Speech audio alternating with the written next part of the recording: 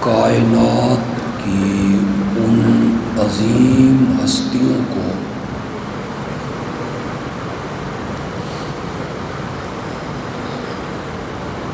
خراج عقیدت پیش کرنے کے لیے منعقد ہوا۔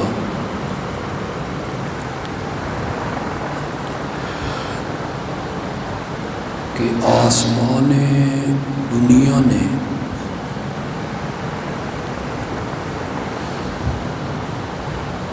انبیاء کے بعد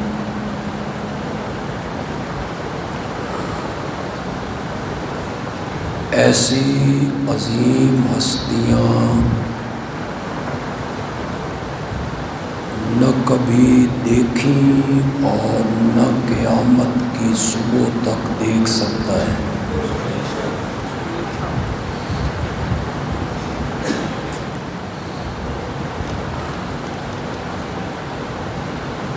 میرے نبی کے یاروں کی مقدس جماعت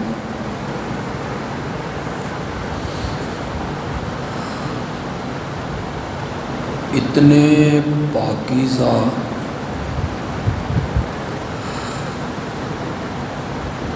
کہ اگر دامن نچوڑ دیں تو فرشتے وضو کرنے لگتے ہیں۔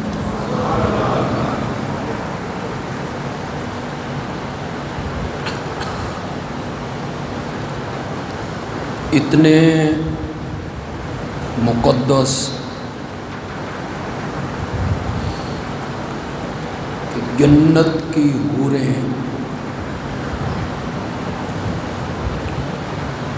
ان کے پاؤں کے تلووں کے ساتھ اپنی آنکھیں ملنے میں سعادت سمجھنے لگے۔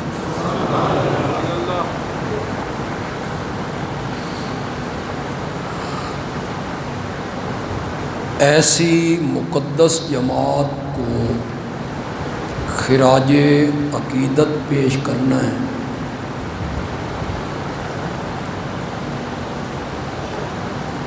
جن کے تذکروں سے قرآن بھرا پڑا ہے۔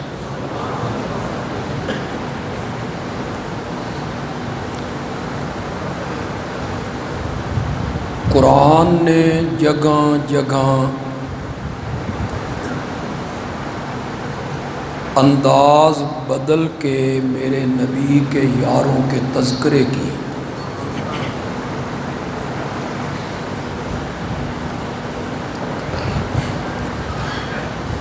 میں بڑا کم علم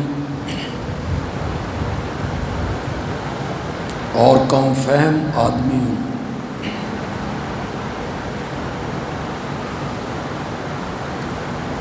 مجھے اپنے علم پر، فہم پر کبھی ناز نہیں رہا۔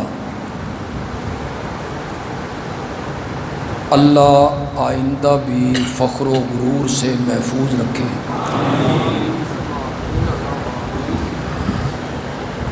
مجھ جیسے کم علم آدمی نے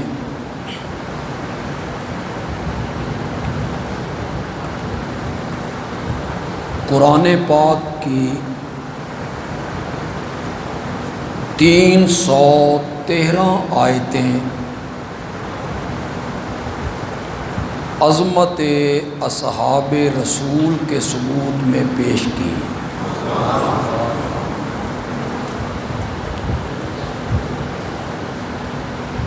میری یہ کتاب مارکیٹ میں ہے اور اردو ادب میں اس نہج پر مجھ سے پہلے اس طرح کام کسی نے نہیں کیا، اور میں یہ سمجھتا ہوں کہ اگر کوئی اور عالم، فاضل، مصنف، محقق محنت کرے تو تو وہ عظمت اصحاب رسول پر مزید آیتیں بھی پیش کر سکتا ہے۔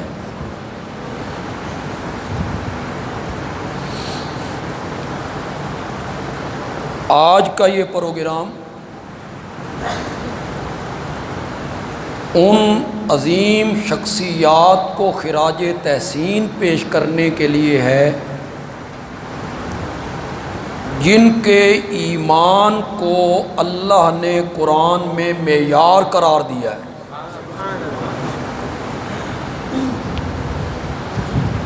فَإِنْ آمَنُوا بِمِثْلِ مَا آمَنْتُمْ بِهِ فَقَدِ اهْتَدَوْا۔ اس سے پہلی آیتوں میں یہود و نصارہ کے ایک نعرے کا ذکر ہے۔ وہ کہتے تھے ہدایت پانا چاہتے ہو تو یہودی بن جاؤ، عیسائی کہتے تھے ہدایت پانا چاہتے ہو تو عیسائی بن جاؤ۔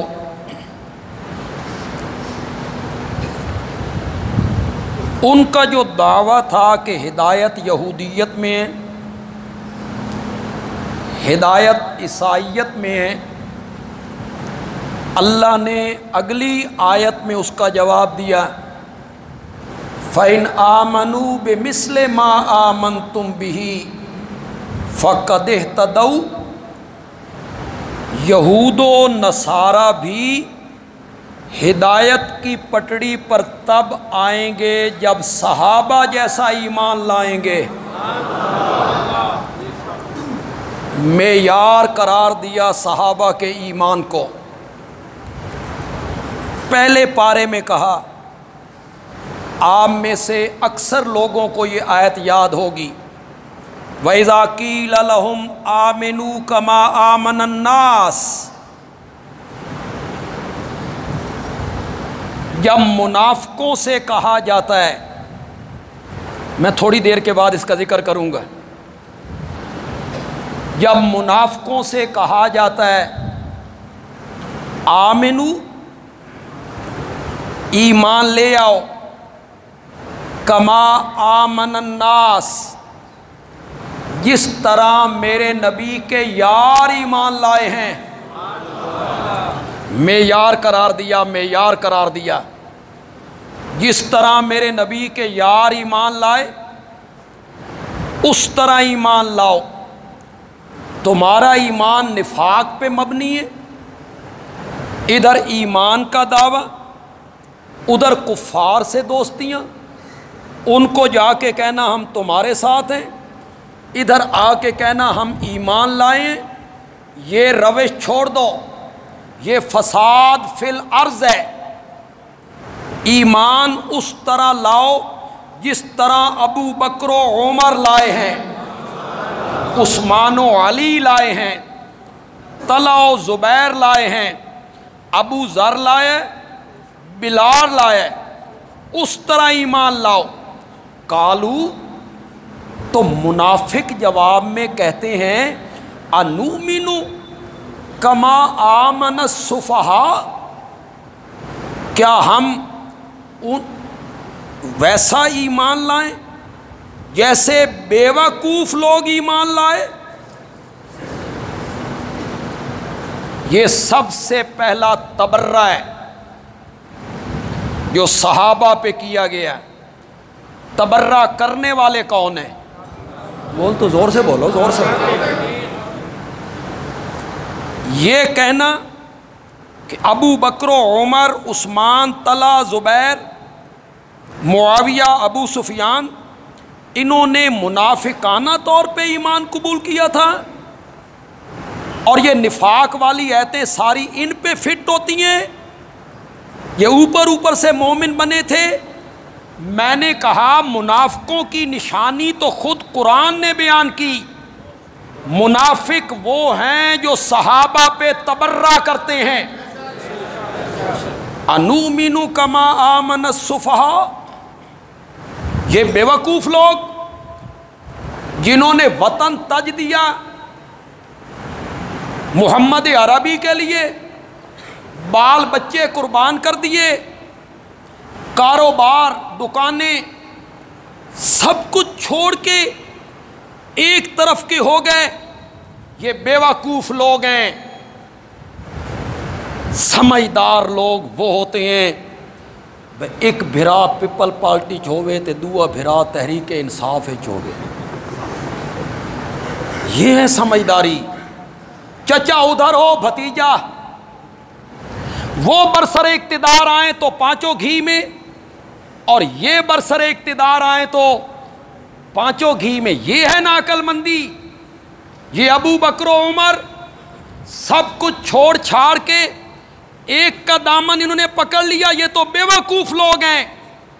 صحابہ کو سب سے پہلے منافقوں نے بیوقوف کہا، اور جب منافقوں نے بیوقوف کہا اللہ کا غضب جوش میں آیا. اللہ نے فرمایا الا انہم ہم السفہاء. الا حرف تنبیہ، سنو. ہم اردو میں کہیں گے خبردار. انہم ہم السفہاء، اصل میں یہی لوگ بے وقوف ہیں جو میرے نبی کے یاروں کو کیا کہہ رہے ہیں. اللہ نے وہی فتویٰ ان کے منہ پہ دے مارا. جنہیں صحابہ کو بے وقوف کہا، اللہ نے جواب میں کیا کہا؟ اصل میں بے وقوف ہو یہی ہیں. اللہ نے یہ بات سمجھائی کہ جو الزام، جو فتویٰ، جو طعنہ میرے نبی کے کسی یار کو دیا جائے گا، وہی فتویٰ اس بندے پہ لگے گا جو صحابہ کو کافر کہے گا، جو صحابہ کو منافق کہے گا، جو صحابہ کو ظالم کہے گا، جو صحابہ کو غاصب کہے گا. وہی لفظ دہرائے. میرے پاس وقت نہیں ہے کہ میں ذرا تفصیلی آپ سے گفتگو کروں. جب میرے نبی کی عظمت پہ حرف آیا، کسی نے بکواس کیا تبا لک سائر الیوم الہذا جماعتنا، تیرا سارا دن برباد ہو جائے. اس لا الہ الا اللہ کے لیے بلایا تھا، بد دعا دی. پنجابی چاہتے ہیں پلوتا کڈیا. یہ کون تھا؟ شاباش شاباش، یہ ابو لہب تھا. میرے نبی کا چچا ہے، قریشی ہے، ہاشمی ہے. میرے نبی کو بد دعا دے رہا ہے تبا لک سائر الیوم. میں نے تو تبن کا صحیح معنی بھی نہیں کیا. اپنے نبی کے لیے بولے گئے اس جملے کا میں معنی بھی نہیں کرنا چاہتا. مجھے محبت نبی اس کی اجازت نہیں دیتی. تبا لک سائر الیوم، میں نے اس کا یوں ترجمہ کر لیا تیرا سارا دن برباد ہو جائے. اس لیے بلایا تھا. اس نے میرے نبی کو یہ کہا، اللہ نے وہی لفظ اس کے منہ پہ دے مارا. تبت یدا، جو رویہ میرے رب نے نبی کے ساتھ اپنایا، وہی رویہ میرے رب نے نبی کے یاروں کے ساتھ بھی اپنایا. جنہوں نے نبی کو کہا تبن، اللہ نے وہی لفظ کہا تبت یدا. جنہوں نے میرے نبی کے یاروں کو بیوقوف کہا، اللہ نے وہی جملہ ان کے منہ پہ دے مارا. انہم ہم السفہاء. تو صحابہ کو معیار ایمان قرار دیا، صحابہ کو میرے نبی کی نبوت کی دلیل قرار دی.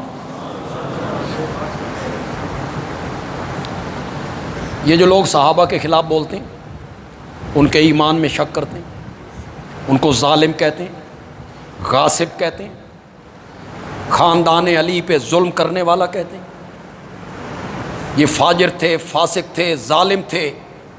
آپ یقین کریں دراصل یہ نبی پاک کے دشمن ہیں. انہیں عداوت کس سے ہے؟ یہ نبی پاک کے دشمن ہیں.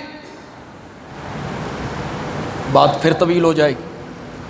عظمت صحابہ تو ایک میرا موضوع ہے، من پسند موضوع. میں جدھر نکل جاؤں گا میں کوئی نہ کوئی چیز لے کے آؤں گا.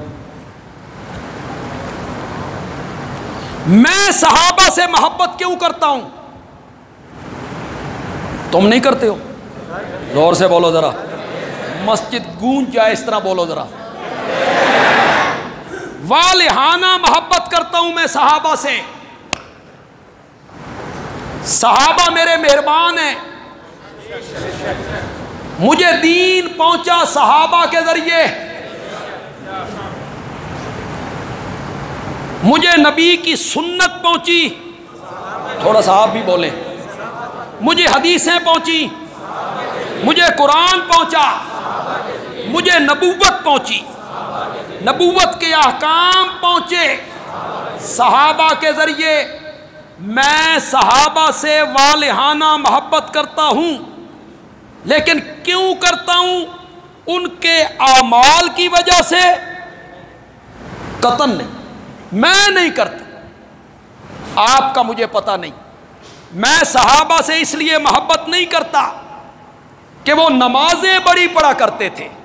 نہ، نمازی آج بھی بڑے ہیں. ساری ساری رات مصلی پہ لوگ کھڑے رہتے ہیں، ایسے بھی لوگ ہوں گے. میں صحابہ سے محبت کرتا ہوں اس لیے کہ وہ جہاد فی سبیل اللہ زیادہ کرتے تھے، اللہ کی راہ میں صدقات زیادہ دیتے تھے، رات کو تہجد پڑھا کرتے تھے، تسبیحات پڑھتے تھے. نہیں کرتا میں اس لیے محبت صحابہ سے. ان کے اعمال کی وجہ سے میں صحابہ سے محبت نہیں کرتا. میں صحابہ سے اس لیے محبت کرتا ہوں کہ مجھے آمنہ کے لال کے ساتھ محبت ہے، اس لیے میں محبت کرتا ہوں. وہ میرے نبی کے یار ہیں. مجھے نبی پاک سے محبت ہے تو دوست کا دوست بھی دوست ہوا کرتا ہے. دوست کا دوست بھی دوست ہوا کرتا. میں تو اس لیے محبت کرتا ہوں.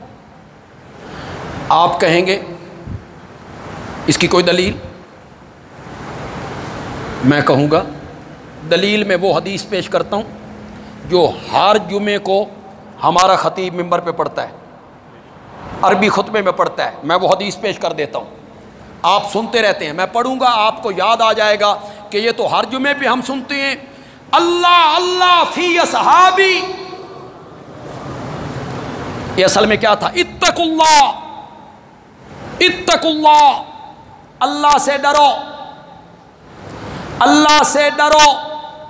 میرے صحابہ کے معاملے میں اللہ سے ڈرو. لا تتخذوہم غرضا من بعدی. میرے بعد انہیں تنقید کا نشانہ نہ بنانا. میرا نبی منع کر کے جا رہا ہے. ان پہ تان نہیں کرنا، ان کی غلطیاں نہیں گنوانی، ان پر فتوے نہیں لگانے، بدگمانی بد زبانی نہیں کرنی. من احبہم فبحبی احبہم. جو میرے یاروں سے محبت کرتا ہے وہ میری محبت کی وجہ سے محبت کرتا ہے، یعنی میرے ساتھ محبت.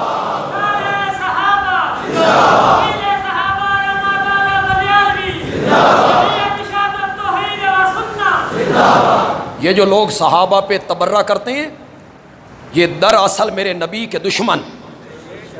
انہیں نبی کی تربیت پر اعتراض ہے، نبی کی تعلیم پر انہیں اعتراض ہے.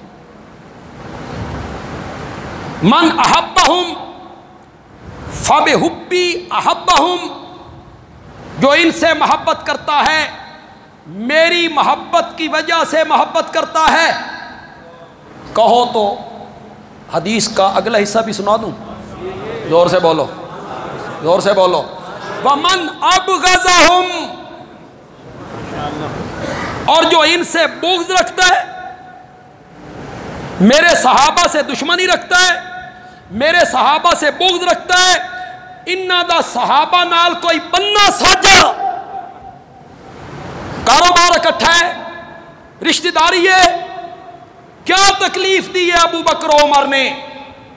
میرے آقا نے فرمایا ومن ابغضہم فببغضی ابغضہم، جو ان سے بغض رکھتا ہے وہ میرے بغض کی وجہ سے بغض رکھتا ہے۔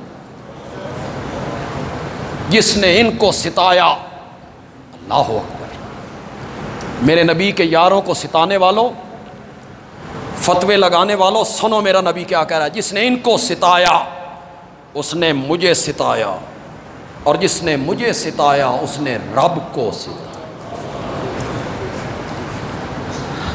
میں تو صحابہ سے محبت ان کے اعمال کی وجہ سے نہیں کرتا، نہ، میں صحابہ کو اعمال کے ترازو پہ نہیں تولتا۔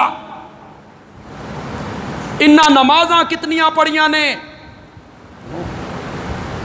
انہوں نے جہاد کتنے کیے، نو، انہوں نے صدقات کتنے دیے، انہوں نے حج کتنے کیے، انہوں نے عمرے کتنے کیے۔ میں صحابہ کو عمل کے ترازو پہ نہیں تولتا، میں صحابہ کو نسبت کے ترازو پہ تولتا ہوں۔ یار کس کے ہیں، یہ ہے نسبت۔ یار کس کے ہیں؟ نبوت کو عمل کے ترازو پہ تولو گے؟ نبوت کو جو تولنا ہے عمل کے ترازو پہ تولو گے؟ معراج میں نماز فرض ہوئی ہے، 1 سال وہ لے لو، 10 سال مدینے کے لے لو، 11 سال۔ میرے نبی نے 11 سال نمازیں پڑھی، یہ فرض نماز 11 سال پڑھی۔ آپ میں سے ایسے لوگ بیٹھے ہوں گے جن کو 40 سال ہو گئے نماز پڑھتے ہوئے، 30 سال ہو گئے نماز پڑھتے ہوئے، تو نمازوں کی تعداد تو دیکھو تو آپ کی بڑھ گئی۔ تو پھر عمل کے ترازو پہ تولنا ہے کہ انہوں نے نمازیں کتنی پڑھی اور ہم نے کتنی پڑھی، نہیں، نسبت کے ترازو پہ تولنا ہے۔ نبی کس کا ہے، یہ ترازو ہے، نبی کس کا ہے۔ جب اس ترازو پہ تولیں گے تو پوری امت کی نمازیں میرے آقا کی سجدے کی ایک تسبیح سبحان ربی الاعلیٰ کا بھی مقابلہ نہیں کر سکتے، نہیں کر سکتے۔ نسبت کے ترازو پہ تولنا، صحابہ کو عمل کے ترازو پہ نہیں تولنا۔ صحابہ کو کس ترازو پہ تولنا ہے؟ زور سے بولو، کیا نسبت ہے؟ یار کس کے ہیں، سنگی کس کے ہیں، ساتھی کس کے ہیں، اس ترازو پہ تولو تو پھر وہ حدیث سمجھ میں آئے گی۔ صحابہ کے بعد آنے والا میرا امتی اود پہاڑ جتنا سونا رب کے رستے میں اخلاص کے ساتھ خرچ کرے، اور میرا صحابی ایک مٹھ جو کتنی کی ہے، یا کھجور کا ایک دانہ میرا صحابی خرچ کرے، اور بعد میں آنے والا امتی اود پہاڑ جتنا سونا خرچ کرے، اس کا اود پہاڑ جتنا سونا میرے صحابی کی مٹھ جو کا مقابلہ نہیں کر سکتا۔ عمل کے ترازو پہ کیوں تولنا ہے؟ ہم نے نسبت کے ترازو پہ۔ یار کس کے ہیں؟ تو ہم صحابہ سے محبت ان کے اعمال کی وجہ سے نہیں کرتے، ہم تو اس نسبت کی وجہ سے محبت کرتے ہیں کہ وہ یار کس کے ہیں۔ ہم آج انہیں خراج تحسین پیش کرنے کے لیے اکٹھے ہوئے ہیں جنہیں نبوت کی دلیل بتایا گیا۔ دلیل یہ مولانا عبدالتواب سے بیعت پڑھ رہے تھے، محمد الرسول اللہ، کیا میں نے محمد اللہ کے، یہ دعویٰ ہے، یہ رب نے دعویٰ کیا ہے محمد الرسول اللہ، جس ہستی کا نام محمد ہے صلی اللہ علیہ وسلم وہ اللہ کے رسول ہیں، یہ دعویٰ ہے۔ مولا اس دعوے کی کوئی دلیل، فرمایا والذین معہ، اس کی دلیل دیکھنی ہو تو میرے نبی کے ساتھیوں کو دیکھو۔ والذین معہ اشداء علی الکفار رحماء بینہم، انہیں دیکھے جس کا امتی، جس کا کلمہ پڑھنے والا صدیق اکبر ہو، وہ نبی خود کتنا سچا ہوگا۔ جس کا کلمے پڑھنے والا فاروق اعظم جیسا عادل ہو، وہ خود کیسا عادل ہوگا۔ اور جس کا کلمہ پڑھنے والا اتنا حیادار ہو کہ رب کے فرشتے بھی اس سے حیا کریں، وہ خود کتنا حیادار ہوگا۔ اور جس کا حیدر کرار اتنا شجاع ہو کہ وہ کفار کے مقابلے میں تلواریں سونت کے آئے، تو اس کا نبی کتنا دلیر ہوگا۔ صحابہ کو نبوت کی دلیل قرار دی، قرآن بھرا پڑا ہے صحابہ کی عظمتوں سے، لیکن دھوکہ کیا دیا گیا۔ میں نے آج جمعے پہ بھی کہا، میں آج بھی یہاں کہنا چاہتا ہوں، کوئی میں زچ نہیں کرنا چاہتا، ہٹ کرنے کا کوئی فائدہ نہیں۔ فائدہ یہ ہے کہ صحابہ پہ انجانے میں تبرہ کرنے والا، غلط فہمیوں کا شکار میری اس گفتگو کو سنے، اللہ اسے ہدایت نصیب کرتا۔ دوسرے فرقے کے جو پڑھے لکھے لوگ میری اس گفتگو کو سن رہے ہیں، وہ کمنٹ میں مجھے گالیاں نہ نکالیں، گالیاں نہ نکالیں، ماں بہن کی گالیاں، لعنتی، دشمن علی، دشمن حسنین، یہ ہیں ہی دشمن، ان کو علی سے بغض ہے۔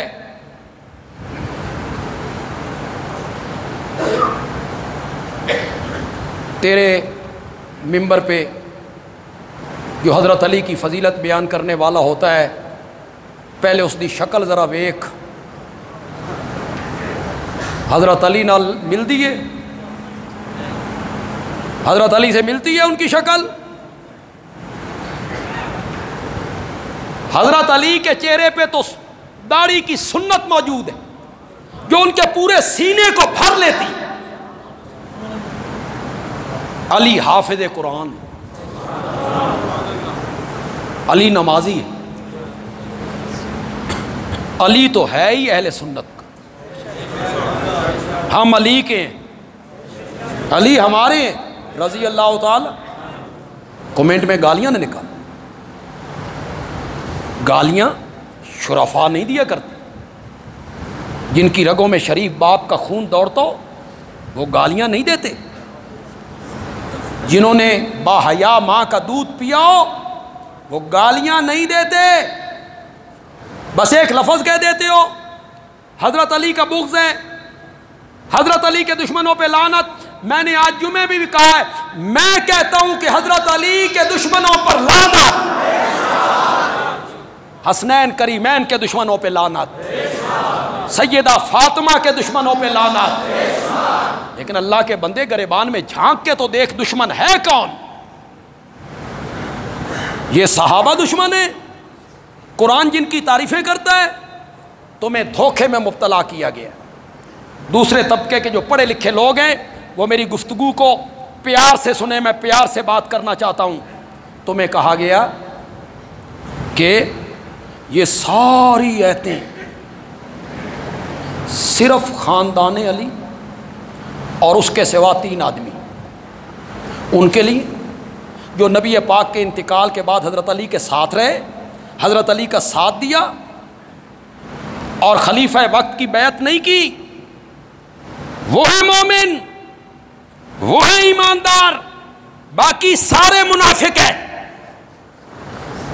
کلمہ پڑھتے تھے لیکن تھے، تمہیں یہ پڑھایا گیا اگر تم میں علم موجود ہے، عقل موجود ہے، شعور موجود ہے، فہم موجود ہے، تو میری ایک بات کا جواب دو، خدا کے لیے تنہائی میں بیٹھ کے کبھی سوچو، صرف 7 آدمی، 20 آدمی، 50 آدمی، 100 آدمی وہ میرے نبی کے ساتھ ہیں، باقی سارے دشمن، باقی سارے منافق۔ میں قرآن کی اس آیت کو کدھر کروں کدھر کروں؟ اللہ کہتی ہیں وَمَا أَرْسَلْنَاكَ إِلَّا كَافَّةً کافۃ للناس وما ارسلناک الا رحمۃ میرا رب یہ کہتا ہے ہم نے عالمین کے لیے بھیجا ہے، تم کہتے ہو صرف 7 بندے ہیں، صرف 7 بندے ہیں، صرف 10 بندے ہیں، 20 بندے ہیں، باقی سارے منافق ہیں۔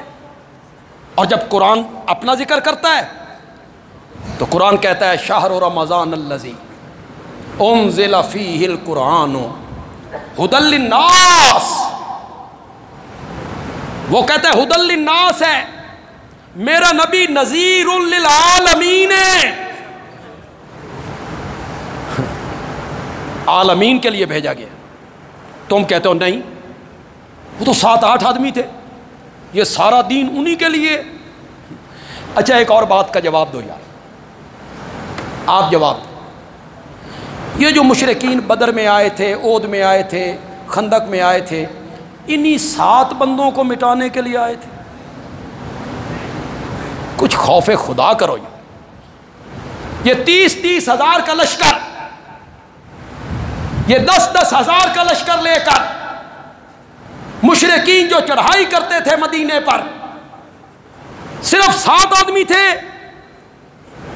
جن کے لیے چڑھائی ہوتی تھی، باقی سارے منافق تھے۔ اور میرے بھائی اٹھا سورۃ توبہ، رب نے منافقوں کا ذکر کیا، والمنافقون والمنافقات بعضهم، منافق مرد اور منافق عورتیں ایک دوسرے کے ہمدرد ہیں۔ پھر اللہ نے ان کی خصلتیں بیان کی، کیا کرتے ہیں؟ نیکی سے روکتے ہیں، کیا کرتے ہیں؟ گناہوں کا حکم دیتے ہیں۔ منافقوں کی خصلتیں بیان ہو رہی ہیں، ذرا سنیے گا، قرآن بیان کر رہا ہے۔ کیا کرتے ہیں؟ یکبزون بایدیہم، اللہ کی راہ میں خرچ کرنے کے لیے اپنے ہاتھوں کو کیا کرتے ہیں؟ بند کرتے ہیں۔ کنجوس ہیں، بخیل ہیں، اللہ کی راہ میں مال خرچ نہیں کرتے، یہ منافقوں کی علامت بیان کی گئی ہے قرآن میں، سورۃ توبہ میں۔ تو منافقوں والی آیتیں ابو بکر عمر اور عثمان پر فٹ کرتا ہے۔ قرآن کہتا ہے منافق کنجوس ہیں، بخیل ہیں، خرچ نہیں کرتے، اور ابو بکر پورے گھر کا مال لٹا دیتا ہے۔ تو انہیں منافق کیسے کہتے ہیں؟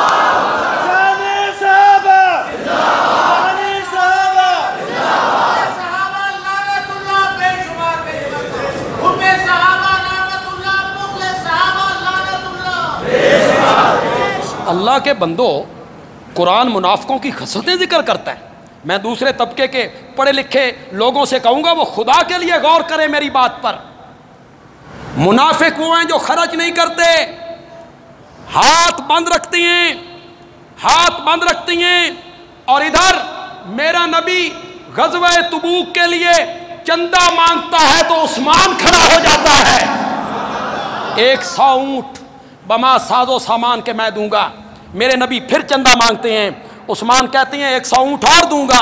میرے نبی پھر چندہ مانگتے ہیں، عثمان کہتے ہیں 100 اونٹ اور دوں گا۔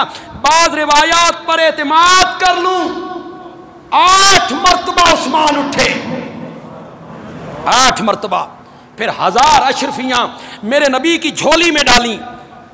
میرے نبی ان کو الٹ پلٹ کر رہے ہیں، اشرفیاں آپس میں بجتی ہیں، اور میرا نبی کہتا ہے ما ضر عثمان، ما ضر عثمان ما عامل بعد الیوم، آج کے بعد عثمان جو کچھ بھی کرتا رہے رب نے حساب ہی نہیں لینا ہے۔ جاؤ بندے عالوی کہتا ہے یہ الفاظ ما ضر عثمان، کہو یار ما ضر عثمان، ذرہ ضرر سے ہے نقصان، ما ضر عثمان ما عمل بعد الیوم۔ میرے آقا نے، بڑی کہانیاں بناتے پھرتے ہو، میرے آقا نے یہ جملے حضرت عثمان کے علاوہ کسی اور کے لیے کبھی کہے ہوں تو پیش کرو، لاؤ یہ جملے میرے آقا نے حضرت عثمان کے علاوہ کسی اور کے لیے کہے ہوں۔ منافقوں کی نشانی یہ ہے کہ وہ کنجوس ہیں، رب کے راہ میں خرچ نہیں کرتے، اور ابو بکر 40,000 درہم باندھ کے اپنے ساتھ لے آتا ہے، اور ابو بکر گھر کا سارا سامان دیواروں پہ ہاتھ مارتا ہے، کوئی سوئی نہ رہ جائے، سب کچھ سمیٹ کے میرے نبی کے دربار میں لایا، خود بوریے کا لباس پہنا، کانٹے کے بٹن لگائے، تن کا لباس بھی اتار کے میرے نبی کی خدمت میں لایا، اور میرے نبی نے فرمایا ابو بکر گھر والوں کے لیے کہ اللہ اور اللہ کے رسول کی محبت کو چھوڑ کے آیا۔ یہ مال خرچ کرتے ہیں، اور منافقوں کی علامت یہ بتائی گئی ہے کہ وہ مال خرچ نہیں کرتے۔ آپ کو یہ بتایا گیا کہ یہ لوگ منافق تھے، نفاق کے طور پر انہیں کلمہ پڑا تھا۔ سنو یا ایھا النبی جاہد الکفار والمنافقین، میرے پیغمبر کافروں سے بھی جہاد کر، منافقوں سے بھی جہاد کر۔ کچھ علماء نے لکھا، میں جانتا ہوں، کافروں سے جہاد کر بالسیف، تلوار کے ذریعے، اور منافقوں سے جہاد کر باللسان، زبان کے ذریعے کہا گیا، لیکن یہ صحیح قول نہیں ہے۔ صحیح قول یہی ہے کافروں سے بھی تلوار کے ساتھ جہاد کر، منافقوں سے بھی تلوار کے ساتھ جہاد کر۔ لیکن جب یہ آیتیں اتر رہی ہیں، کچھ منافق مر کھپ گئے، اور جو باقی کے تھے وہ اخلاص کے ساتھ ایمان لے آئے، تو یہ جہاد کی نوبت نہیں آئی۔ اگر یہ ابو بکر و عمر بھی نفاق کے طور پہ ایمان لائے ہوتے تو میرے نبی اللہ کے اس حکم کی تعمیل کرتے یا نہ کرتے؟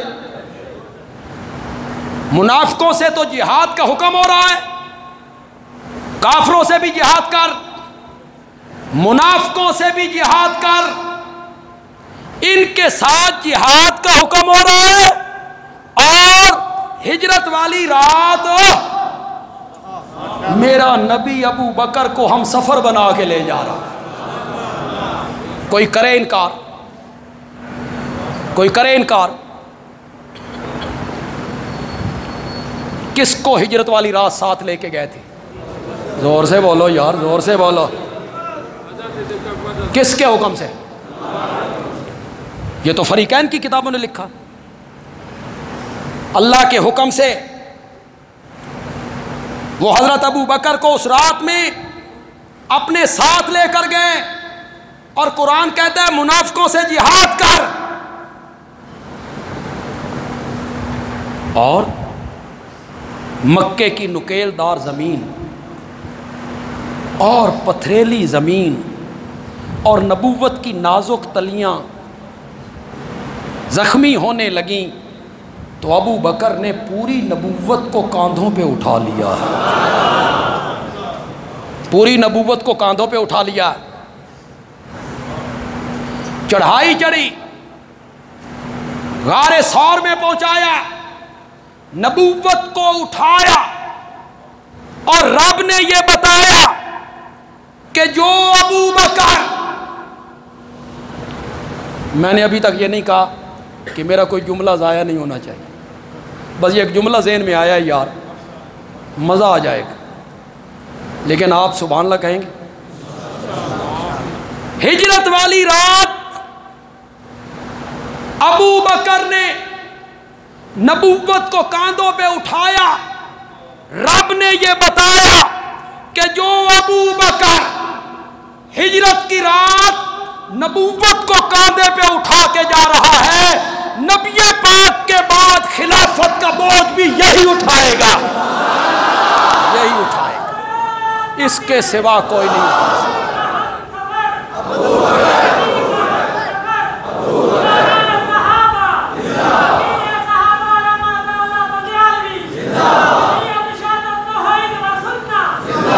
کافروں کے ساتھ تو جہاد کا حکم، منافقوں کے ساتھ تو میرے نبی کو جہاد کا حکم دیا گیا. اگر الیاذ باللہ یہ ایسے ہوتے تو میرے نبی ان کو اپنے ساتھ بٹھاتے, ان کو اپنے ساتھ رکھتے, سفر کا ساتھی بناتے, اور آگے کہا وَمَأْوَاهُمْ جَهَنَّمُ. اگر کہو بندیالوی استدلال کر رہا ہے, اگر بندیالوی کا استدلال اچھا لگے تو کہنا بندیالوی اچھا استدلال کر گیا ہے. وَمَأْوَاهُمْ جَهَنَّمُ, کافروں کا ٹھکانہ بھی جہنم,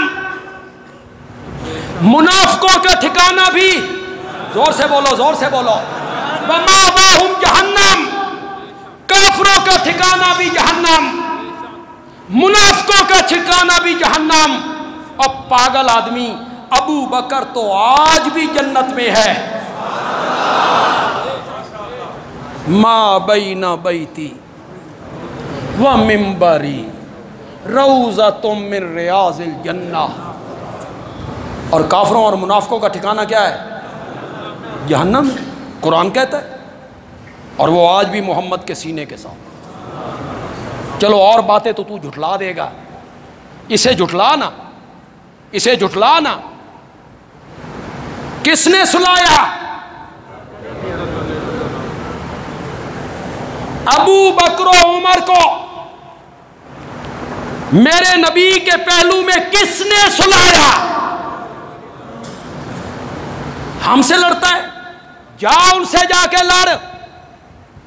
جنہوں نے سلایا وہ سلانے والا کون ہے؟ حیدر کرار. انہوں نے سلایا. میں نے جمعے میں کہا, ورنہ جو بہادری کی کہانیاں تو بناتا ہے اور جو قصے تو سناتا ہے کہ آسمان سے ایک فرشتہ آ گیا اور نبی پاک سے کہا بھائی فرشتوں کا جھگڑا ہو گیا تو علی تو سوا نہیں مکدا, علی کو بھیجو. علی اوپر گئے, فرشتوں نال گڑبڑ ہو گئی, علی نے تلوار چلائی تو خون کے قطرے مدینے میں ٹپکنے لگ گئے, وہ فرشتے ذبح ہونے لگ گئے. جنوں کی لڑائی ہو گئی تو جنوں کی طرف چلے گئے, پشتے کے پشتے لگا دی. تمہارا کیا کہانیاں بناتے رہتے ہو. درختوں کو کہا فوجی بن جاؤ, وہ فوجی بن گئے. پہاڑ نو آکھیا تو حلوہ بن جا, وہ پہاڑ یا کیا قصے تم نے لوگوں کو سنائے. آگے پڑھی پڑھائی قوم ہے, انہیں پتہ ہے نہ گتا ہے, کہتے سبحان اللہ. جو حضرت علی کی تلوار مرب پہ چلی تو زمین کو چیرتے ہوئے نیچے چلی گئی, جبریل کا پر زخمی کر دیا. وہ تلوار اس وقت کیوں نہیں نکلی جب ابو بکر کو میرے نبی کے پہلو میں سلایا جا رہا تھا؟ کیوں نہیں نکلی وہ تلوار؟ کیوں آڑے نہیں آئے؟ کیوں مزاحمت نہیں کی کہ یہ ظالم ہے, انہوں نے سیدہ پہ ظلم کیا ہے, نہیں میں ان کو نبی کے پہلو میں سونے دوں گا, نہیں میں قبر بننے دوں گا. کیوں آڑے نہیں آئے؟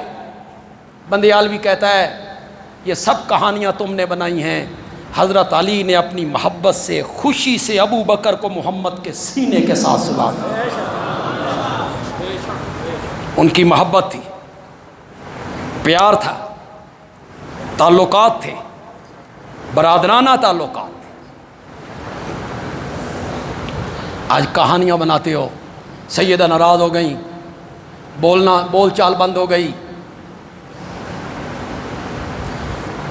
سیدہ فاطمہ رضی اللہ تعالی عنہ, ان کی عیادت, بیمار پرسی, خدمت کس عورت نے کی تھی؟ کون عورت تھی وقت میں حضرت سیدہ فاطمہ کے ساتھ رہی تھی؟ وہ حضرت سیدنا صدیق اکبر کی اہلیہ اسماء. انہوں نے خدمت کی.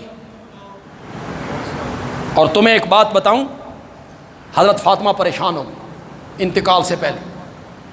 تو حضرت اسماء نے پوچھا بی بی کچھ پریشانی کے آثار نظر آ رہے ہیں؟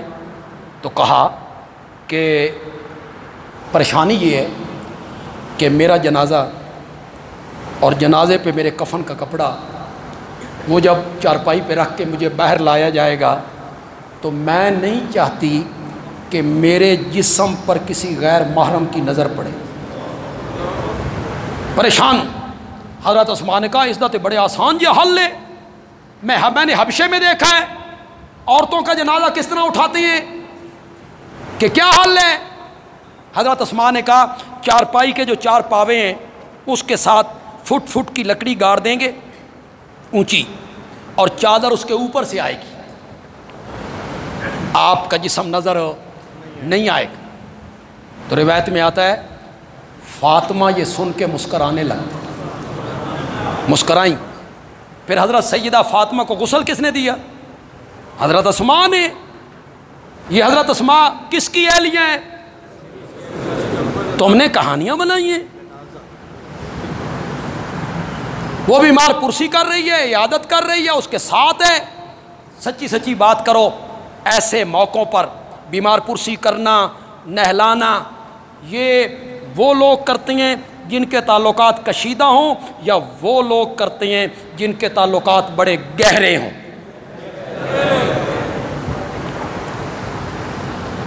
تو جو لوگ صحابہ سے عداوت رکھتے ہیں اور صحابہ پہ تبرہ کرتے ہیں, دراصل وہ میرے نبی کے کیا ہیں؟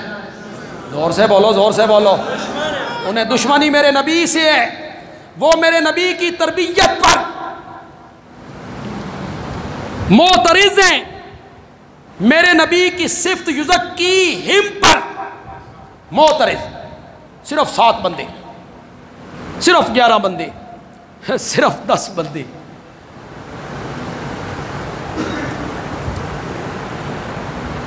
بہار میں تو زمین سے بہار ابلتی, مزہ تو تب ہے خزاں میں بہار پیدا کر. چند لوگوں کو کیسے, وہ علامہ اقبال نے کہا تھا جی, پیاسے کو شیروں کے معاملے میں میرا حافظہ بڑا کمزور. ہاں کیسے؟ سمندر سے پیاسے کو ملے شبنم, یہ بخیلی ہے یہ رضا کی نہیں. سمندر سے ملے پیاسے کو شبنم. صرف میرا نبی سمندر ہے رحمت کا. پیاس کتنوں کی بجھی؟ 10 بندوں کی. یہ رضاکیت نہیں ہے, یہ رضاکیت نہیں ہے. میرے نبی نے, میرے نبی کا جو تزکیہ تھا, میرے نبی کی جو صفت تزکیہ ہے, میرے نبی نے کفر کو کھرچا, نفاق کو کھرچا, فسق و فجور کو کھرچا, ظلم و الحاد کو کھرچ کے باہر نکالا. اس کی جگہ پہ ایمان آیا, دین آیا, رب کی محبت آئی, نبی کا پیار آیا. میرے نبی نے ہاتھ لگایا, زمین کے ذرے تھے, آسمان کے تارے بنا کے رکھ دیا تھا. یہ ہے میرے نبی کا کمال, یہ ہے میرے نبی کی صفت. صرف 10 بندے, صرف 15 بندے, 20 بندے, 50 بندے, 100 بندے نہیں. میرا نبی رحمت کا سمندر ہے. تم نے کیا تصویر پیش کی نبوت کی؟ غیر مسلم کیا کہیں گے؟ غیر مسلم کیا کہیں گے؟ نبی دے یار چنگے نہیں, نبی دے سنگی چنگے نہیں, نبی دیاں بیویاں چنگی نہیں, نبی دے داماد چنگے نہیں, نبی دے سسر چنگے نہیں. یہ تصویر تم نے پیش کی ہے. تجھے بیوی وفادار ملتی ہے, محمد عربی کو بیویاں وفادار نہیں ملی تھی. تیرے یار اچھے ہوتے ہیں, میرے نبی کے یار اچھے نہیں تھے. تو داماد چن چن کے بناتا ہے. میرے نبی نے یہ خیال نہیں کیا. کیسی تصویر پیش کر رہے ہو؟ بس آخر میں شیخ سعدی کے شعروں پر اپنی تقریر کو ختم کر دیں. گلے خوشبو در حمام روزے, رسید از دست محبوب بدستم, بدو گفتم کہ مشکی یا عبیری, کہ از بوئے دلاویز تو مستم، بگفتہ من گلے ناچیز بودم، ولیکن مدت با گل نشستم، جمال ہم نشیں در من نثر کرد، وگرنہ من ہما خاکم کے ہستم۔ کسی بھی سبحان اللہ نہیں آتی؟ کیوں نہیں سمجھ آئی فارسی کی؟ کیوں نہیں؟ طالب علموں کو کیوں فارسی کی سمجھ نہیں آئی؟ طالب علموں نے فارسی پڑھنی چھوڑ دی۔ میرے والد صاحب نے مجھے 2 سال فارسی پڑھائی تھی، پورے 2 سال فارسی پڑھا، کریمہ، نامیاک، پندنامہ، گلستان، بوستان، پھر فارسی یہ کتاب تھی یوسف زلیخا، وہ طالب علموں نے نام بھی نہیں سنا ہوگا، وہ بھی مجھے پڑھائی۔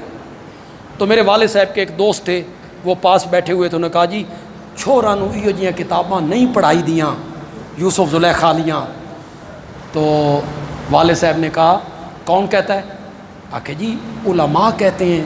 والد صاحب آکھے اوہ آدھن جنہوں آندھی نہیں، اوہ آدھن جنہوں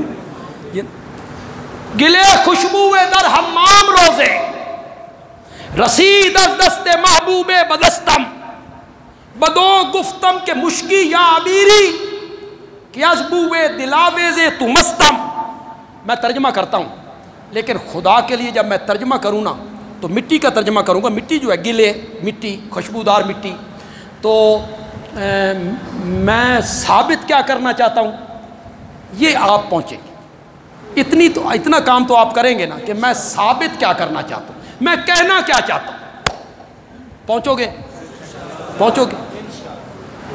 کہتا ہے خوشبودار مٹی میرے محبوب کے ہاتھ سے میرے ہاتھ میں پہنچی۔ میں نے مٹی سے پوچھا تو کستوری ہے یا عنبر ہے؟ کہ از بوئے دلاویزے تو مستم، کہ تیری خوشبو سے میرا دل مست مست ہو رہا ہے۔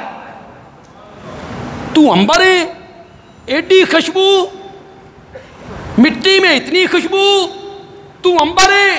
بگفتہ من گلے ناچیز بودم، تو مٹی نے جواب میں کہا کہ میں تو ناچیز مٹی ہوں۔ بگفتہ من گلے ناچیز بودم، ولیکن مدت با گل نشستم، لیکن میں ایک عرصے تک پھول کی صحبت میں رہی ہوں۔ پتہ نہیں سمجھی ہو کہ نہیں سمجھی؟ پتہ نہیں سمجھی ہو کہ نہیں سمجھی؟ بگفتہ من گلے ناچیز بودم، ولیکن مدت با گل نشستم، میں ایک مدت، ایک عرصے تک پھول کی صحبت میں رہی ہوں۔ جمال ہم نشین در من نثر کرد، وہ جو میرا ہم نشین تھا، وہ جو میرا دوست تھا، وہ جس کے ساتھ میں رہی ہوں، اس نے مجھ میں اثر کیا، اس نے مجھ میں اثر کیا، اور اس کی خوشبو مجھ میں منتقل ہو گئی۔ بندے عالوی کہتا ہے اگر مٹی کو پھولوں کے ساتھ بسایا جائے تو مٹی خوشبودار ہو جاتی ہے، اور جو 23 برس میرے نبی کی صحبت میں رہے تھے، صحبت میں رہے تھے۔